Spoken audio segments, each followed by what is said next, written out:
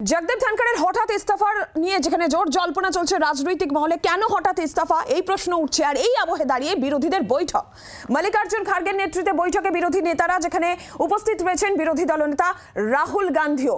মল্লিকার্জুন খার্গের নেতৃত্বে বিরোধী বৈঠক। আর আমরা এই বিষয়ে আরো আপডেট নেব। রাজীব চক্রবর্তী রয়েছেন টেলিফোন লাইনের প্রতিনিধি। রাজীব, কি খবর পাচ্ছ?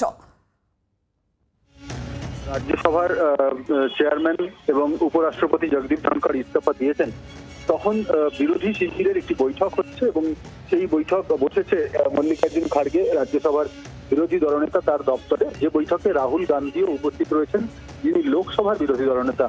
মূলত কংগ্রেস নেতারা রয়েছেন, অন্যান্য রাজনৈতিক দলের নেতারা রয়েছেন, কিন্তু এখানে তৃণমূল কংগ্রেসের কোনো প্রতিনিধিকে যোগ দিতে এখনো দেখা যাচ্ছে না।